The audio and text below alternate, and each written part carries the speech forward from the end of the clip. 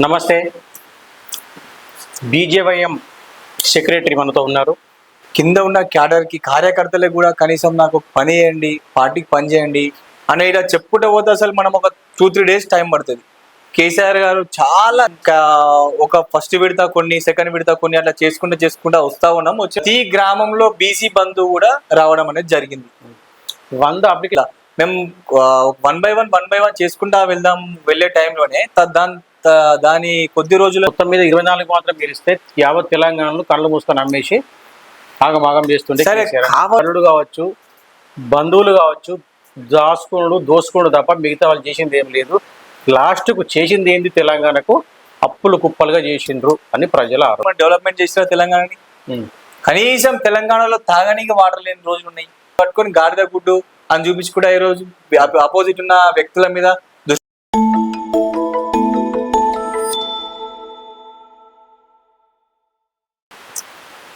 నమస్తే.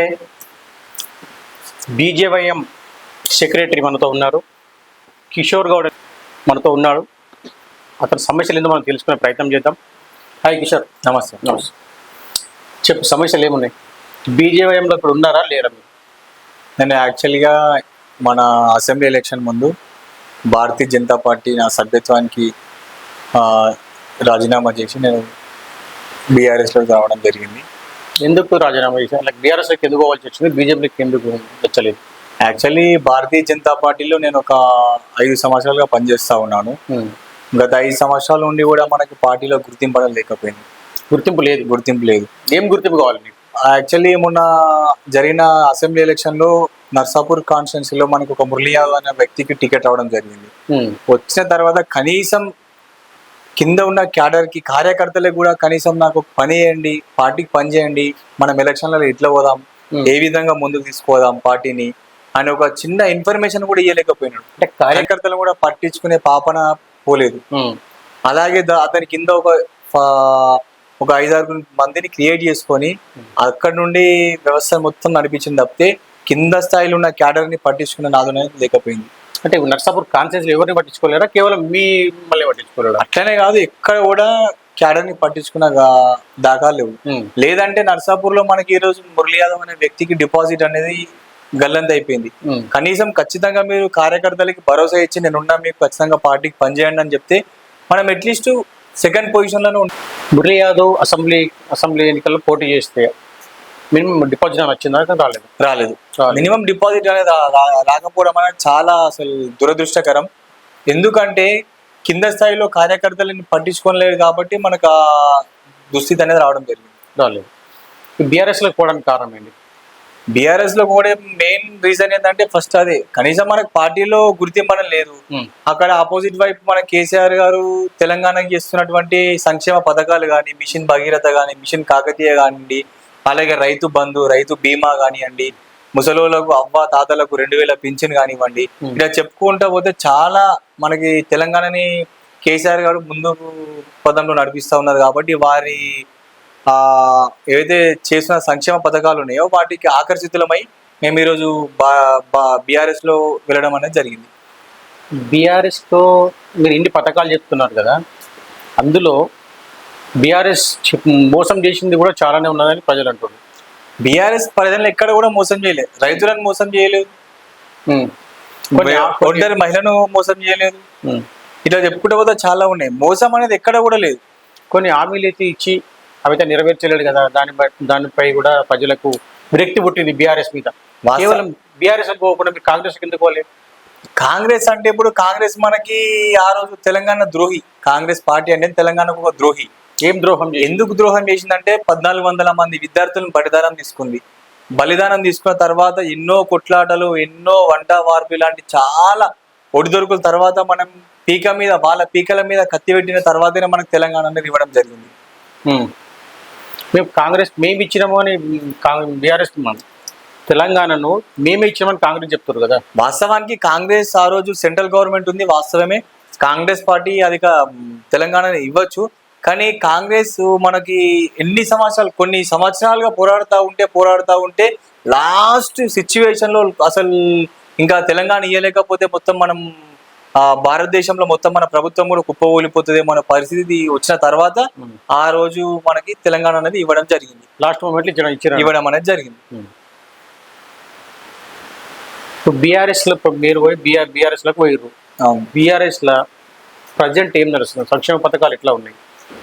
100% కేసీఆర్ గారు చెప్పింది అయితే ప్రతి ఒక్క హామీ మనకి జనాలలో పోయింది. రైతును ఆదుకున్నాడు, వితంతువులను ఆదుకున్నాడు, ఒంటరి మహిళలను కావచ్చు, అలాగే హ్యాండ్ క్యాప్డ్ కావచ్చు, సీసీ రోడ్లు కావచ్చు, వీధి లైట్లు కావచ్చు, మిషన్ భగీరథ, మిషన్ కాకతీయ అనే ఇలా చెప్పుకుంటే పోతే అసలు మనం ఒక 2-3 days టైం పడుతుంది. కేసీఆర్ గారు చాలా చాలా అసలు ఒక కేసీఆర్ గారు ఒక ఇల్లుకు ఒక ఇంటికి ఒక గ్రామంలో చెయ్యండి సార్ అందరి సంక్షేమ పథకం ఏదైనా ఉందా ఇల్లు తెలంగాణలో? చాలా ఉన్నాయంటారు ప్రజలు. అట్లే అసలు మనం చెప్పండి, ఒకటి చెప్పండి. ప్రజలైతే చాలా ఉన్నాయంటారు కదా. మాకు హామీలు ఇచ్చిండు, ఈ దళిత బంధు ఇస్తాం, దళిత బంధు ఇవ్వలేదు. దళిత బంధు ఇచ్చినాం, దళిత బంధు మొత్తానికి అసలు మనం ఇయ్యలేమనే సమస్య తప్పు. ఖచ్చితంగా దళిత బంధు ఇచ్చినాము. కొన్ని విలేజ్ వైజ్ గా మనం ఒక ఫస్ట్ విడత కొన్ని, సెకండ్ విడత కొన్ని అట్లా చేసుకుంటూ వస్తా ఉన్నాం. వచ్చిన తదితరంతంగా మనకి ఎలక్షన్ రావడం. బీసీ బంధు ఇస్తామని అది కూడా ఇవ్వలేరు అని ఏమన్నారండి. బీసీ బంధు ఇస్తామని అది కూడా, బీసీ బంధు కూడా ఇచ్చినామండి. మీరు కావాలంటే ఖచ్చితంగా మా దగ్గరికి రండి. బీసీ బంధు మా దగ్గర లబ్ధి పొందిన మెంబర్స్ తో కూడా మీకు మాట్లాడిపిస్తాం. మేము ప్రతి గ్రామంలో బీసీ బంధు కూడా రావడం అనేది జరిగింది. 100 అప్లికేషన్ పెడితే ఒకటి లెక్క కాదు కదా అని ప్రజల ఆరోపణ. అంటే కేటగిరీ వైజ్ ఇప్పుడు ఫస్ట్ స్టెప్ ఒకటి, సెకండ్ స్టెప్ ఒకటి, థర్డ్ స్టెప్ ఇట్లా మేము 1 by 1 చేసుకుంటా వెళ్ళే టైంలోనే దాని కొద్ది రోజుల్లోనే మనకి ఎలక్షన్స్ అనేది రావడం జరిగింది. ఖచ్చితంగా మనం ఈ 2024 ఎలక్షన్ లో మనం ఒకవేళ అధికారంలోకి వచ్చుంటే ఖచ్చితంగా దళిత బంధు కానీ బీసీ బంధు కానీ 100% అమలు అనేది చేస్తుండే. మనం ప్రజలు ఏమన్నారంటే ఈ 2024లో మళ్ళీ గెలిస్తే ఇప్పుడు ఈ యావత్ తెలంగాణ నమ్మేసుకుంటుండే, ఇప్పటికే దోసుకునేని దాచుకుంటారు.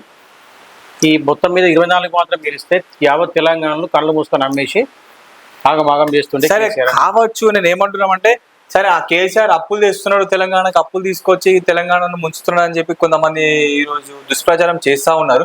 సరే ఒకవేళ రేవంత్ రెడ్డి గారు కూడా మనకి 420 హామీలు అనేది ఇవ్వడం జరిగింది. అధికారంలోకి రావడానికి 420 హామీలు అనేది ఇవ్వడం జరిగింది. రేవంత్ రెడ్డి గారు వచ్చిన 6 నెలల్లో ఏ ఒక్క హామీ అయినా నెరవేర్చిండా? సరే కేసీఆర్ గారు మీరు ఏమంటున్నారు, అప్పులు తెస్తా ఉన్నాడు, అప్పుల కుప్పం చేస్తా ఉన్నాడు తెలంగాణ అంటా ఉన్నారు. రేవంత్ రెడ్డి గారు కూడా మీరు అప్పులు తీసుకురావచ్చు కదా, మీకు నమ్మలేకపోతున్నారా? బయట మేము రేవంత్ రెడ్డి ఏమంటుండో, మేము వచ్చి 5 నెలలు కాలేదు, మీరు 9 సంవత్సరాల పరిపాలనలో దాచుకోండి తప్ప చేసింది ఏం లేదు ప్రజలకు. రేవంత్ రెడ్డి గారు వచ్చిన 5 నెలల్లో రైతులకు చేసింది ఏముంది? 5 సార్లు టైం ఉంది, మాకు ఇంకా 4 సంవత్సరాల పీరియడ్ ఉంది కాబట్టి మేము చేస్తాం మెల్లగా. మీరు 9 సంవత్సరాలు చేసిరు, 9 సంవత్సరాలలో కూడా తప్పనిసరిగా అటుకు బిడ్డ కావచ్చు, కొడుకు కావచ్చు, అల్లుడు కావచ్చు, బంధువులు కావచ్చు, దోసుకుడు తప్ప మిగతా వాళ్ళు చేసింది ఏం లేదు. లాస్ట్కు చేసింది ఏంది, తెలంగాణకు అప్పులు కుప్పలుగా చేసిండ్రు అని ప్రజల ఆరోపణ. మేము బీఆర్ఎస్ ప్రభుత్వం వచ్చిన 10 సంవత్సరాల్లోనే ఈ డెవలప్మెంట్ జరిగింది. సరే అంతకుముందు గత 50-60 సంవత్సరాలు కాంగ్రెస్ పార్టీగా తెలంగాణ పరిపాలించింది. మరి మీరు అప్పులు కుప్పలు చేయలేదా? సరే ఆనాడు మీరు అప్పులు కుప్పలు చేసినా కానీ ఆ రోజు ఏమైనా డెవలప్మెంట్ చేసినా తెలంగాణని? కనీసం తెలంగాణలో తాగనీకి వాటర్ లేని రోజులు ఉన్నాయి. వీధి లైట్లు లేవు, సీసీ రోడ్లు లేవు. ఆనాడు 2,200 రూపాయల పింఛన్ ఇచ్చారు. ఎప్పుడైతే రేవంత్ రెడ్డి గారు తెలంగాణలో సీఎం అయినారు, కరువు కాటకాలు ఏర్పడడం జరిగింది. పంటలు ఎండిపోయినాయి, వాగులలో నీళ్లు లేవు, తాగే నీళ్లు లేవు, రైతు బంధు లేదు, రైతు బీమా లేదు, కళ్యాణ లక్ష్మి లేదు. ఇక చెప్పుకుంటా పోతే చాలా సమస్యలు ఏర్పడతా ఉన్నాయి. ఇప్పుడు కాంగ్రెస్ పార్టీ చెప్పినంత అబద్ధాల హామీ, బూటగా మాటలు కాంగ్రెస్ పార్టీ. ఇప్పుడు మనకు పార్లమెంట్ ఎలక్షన్లలో బీఆర్ఎస్ పార్టీ నుంచి మీ మెదక్ నుండి వెంకట్రామరెడ్డి పోటీలో ఉన్నాడు. అవును, వెంకట్రామరెడ్డి, రఘునందన్ రావు, నీలం మధు. అవును, మీరు గెలిచే అవకాశాలు ఏమైనా ఉన్నాయా మీకు? 100% ఈ రోజు వెంకట్రామరెడ్డి గారు ఖచ్చితంగా 1,00,000 పైచిలకు మెజారిటీతో గెలవబోతా ఉన్నారు. ఈ రోజు కాంగ్రెస్ పార్టీ డకౌట్ కాబోతా ఉంది మెదక్ పార్లమెంట్ ఎన్నికలలో.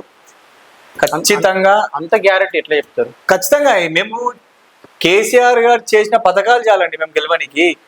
రైతు బంధు, రైతు బీమా, సీసీ రోడ్లు, కాళేశ్వరం ప్రాజెక్టు కావచ్చు, మిషన్ భగీరథ కావచ్చు. వెంకట్రామరెడ్డి చేసిన అన్యాయాలు కూడా ఉన్నాయని ప్రజలు అంటారు. చెప్పండి, దుష్ప్రచారాలు చేయడానికి ఇప్పుడు కాంగ్రెస్ ప్రభుత్వం ఉంది, వాళ్ళ దగ్గర చెప్పుకోనికి ఏం లేదు.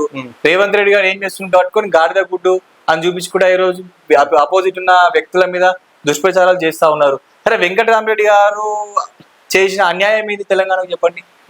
మెదక్ పార్లమెంట్ కి మల్లన్న సాగర్ ఈ పోచమ్మ టెంపుల్ ఏవైతున్నాయో అక్కడ 100 గ్రామాలను అక్కడ నుంచి వెలగొట్టిరని వాళ్ళ ఆరోపణ అయితే గట్టిగా ఉన్నాయి. 100 గ్రామాలు వెలగొట్టడానికి కారణం ఏముందంటే, సరే ఇప్పుడు ఇప్పుడు ఒక వ్యక్తి ఉన్నాడండి, ఒక వ్యక్తి చనిపోతే 1000 కుటుంబాలు బాగుపడుతున్నాయి అంటే మనం ఏం చేస్తాం అక్కడ? అంటే ఇక్కడ చంపేస్తారా? అంటే చంపేయమని మేము చెప్తలేమండి. ఇప్పుడు వాళ్ళకు కూడా మేము అన్ని ఏర్పాట్లు చేసాం కదా, ఉండడానికి ఇల్లు, తాగడానికి వాటర్, కరెంటు. బీఆర్ఎస్ వాళ్ళు ఫామ్ హౌస్లు కట్టుకోవడానికి ప్రజలు కొడతారు అన్నట్టు. ఫామ్ హౌస్ కట్టనే కాదండి, ఇప్పుడు గ్రామాలు మనకి ఇప్పుడు కాలువకి అడ్డమవుతున్నాయి గ్రామాలు కాబట్టి మనం తీసేసాం. దాన్ని తీసేసిన తర్వాత కొన్ని లక్షల కోట్ల ఎకరాలు వాటర్ దాని నుంచి మనకు సౌకర్యం ఏర్పడింది కదా. లక్షల ఎకరాలు కోట్ల ఎకరాలు ఇస్తారు, రైట్, అది ఒప్పుకుందాం. మీరు ప్రజలు నిలగొట్టి మీరు ఫామ్ హౌస్లు కట్టుకొని మేము ఎక్కడ ఫామ్ హౌస్లు కట్టలేదండి, ఎక్కడ ఫామ్ హౌస్లు కట్టలేదు. ఈ రోజు కేసీఆర్ గారికి ఉండడానికి సొంత ఇల్లు కూడా మనకి అక్కడ ఒక చిన్నపాటి ఇల్లు మాత్రమే ఉంది.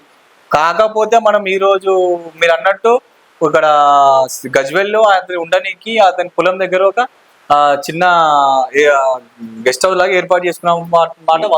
ముప్పు గ్రామాల కాడ మీరు అన్నట్టు మల్లన్న సాగర్ కాడ హరీష్ రావు కానీ బీఆర్ఎస్ అధికారులకు, బీఆర్ఎస్ నాయకులకు కానీ ఈ ఫామ్ హౌస్లని ఏర్పాటు చేసుకుని బలంగా వినిపిస్తున్నాయి.